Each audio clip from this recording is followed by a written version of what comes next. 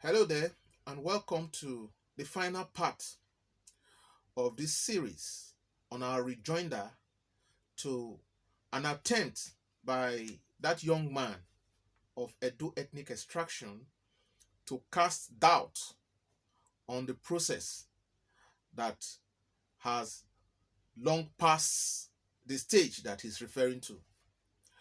It is important to mention that as of today, we do in fact undisputably have an Omoba and Olu designate.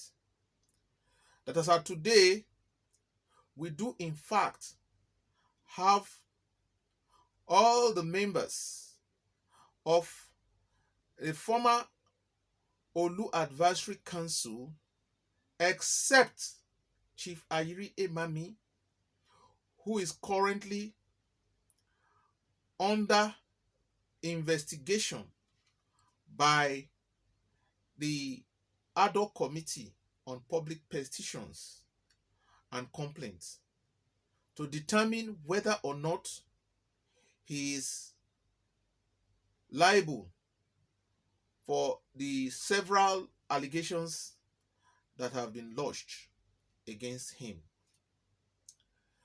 Apart from Chief Ayiri Emami, the only other person is Chief Pa Isaac Jemide, whom we suspect due to his age and fragile health has not been joining us in meetings. But I can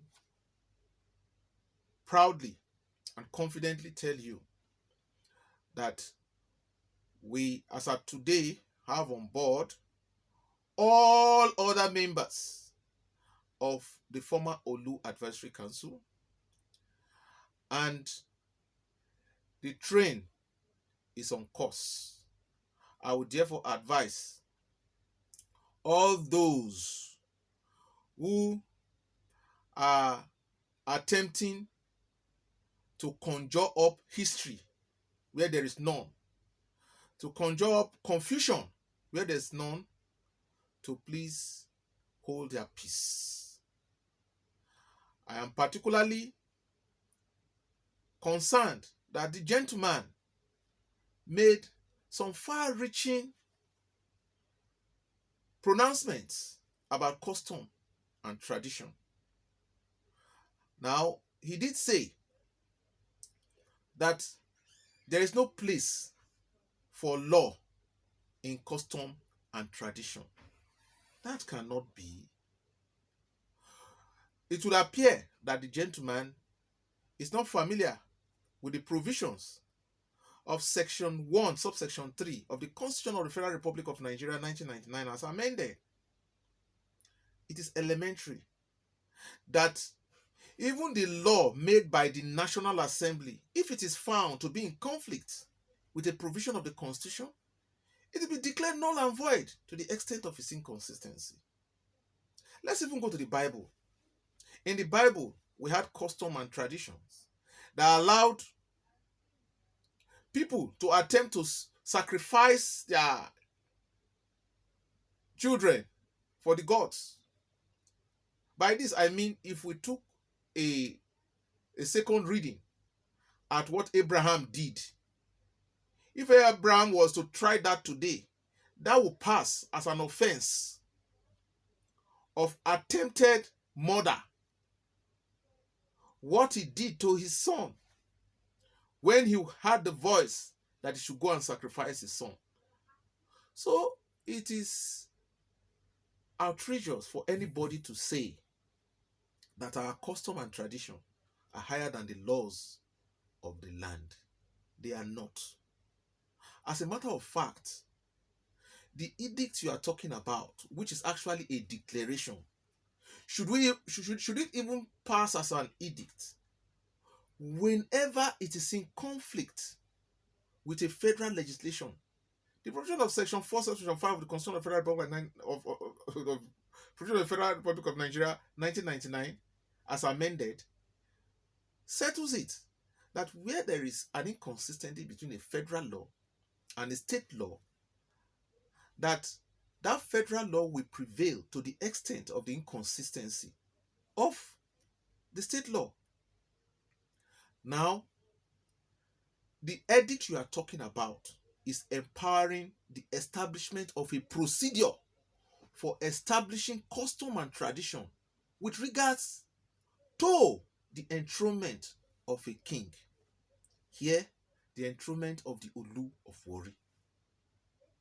So, the declaration itself is procedural. It is a laid down procedure on how to enthrone.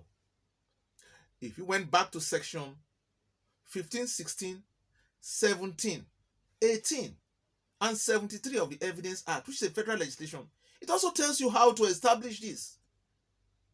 And when you put it side by side with what our revered father of blessed memory, Atuashi, did, you will see that that pronouncement is in sync with the provisions of section 73 of the Evidence Act 2011 as amended, and section 18 thereat.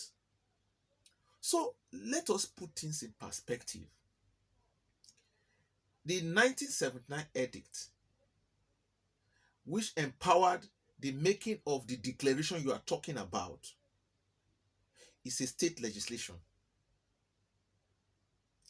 Now, the declaration then is a product of a state legislation. The 2011 Evidence Act, as amended, is a product of the National Assembly. And it also spells out, lays down how you are to establish custom and tradition. And it says there are two ways. One is either the custom and tradition has been judicially noticed. And by judicial notice, these provisions are cited, spells out what amounts to judicial notice. And that is that a custom has been so acted upon by a court of record to the extent that it judicially takes notice of it. That is not the case in this situation.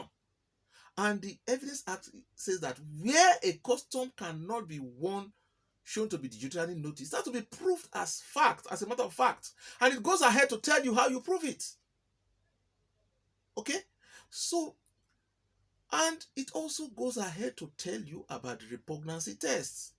So how can somebody come out in 2021 and say that irrespective of all these other laws, a custom and tradition is higher and above all of them? That is ludicrous. It has it doesn't make much sense. And for someone to come with the kind of arrogance and confidence to start brandishing something that is not the correct position of the law, it's baffling to me. So we need to understand properly all that has been done in Warri Kingdom has been done in line with law. And anybody who is trying to interpret the law as to exclude an aboriginal tribe is the person causing the trouble. And in this case, everybody's on the boat apart from himself. He's alone in this. We have moved far beyond that. We now have an Omoba and everybody's on board. Everybody is on board. And so, young man, I'm sorry to disappoint you, that all you have said go to no issue whatsoever. And that is because you need to go back and read the different authorities that I have cited. Do not forget that there were custom and traditions that some people held to be custom and tradition. And because of these laws, the law of repugnancy, those were set aside. You didn't need to go and start making the law again. The law simply says that once what you call a law does not agree with certain standards, that you set it aside. You can throw it away. You don't need to, not two questions about it. it dies. It dies a natural death. And so, in modern times, no law will allow you to decimate the aboriginal component of a tribe. I am not saying that it should be an all common affair. What I'm saying is that those who were brothers to form the tribe will always be entitled to the benefits and entitlement of the tribe. Take it anywhere, it will stand the test of time.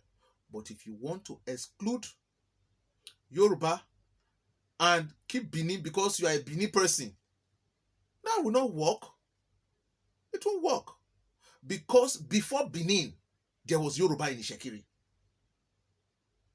So, as far as Ishekiri is concerned, Yoruba was there before Benin.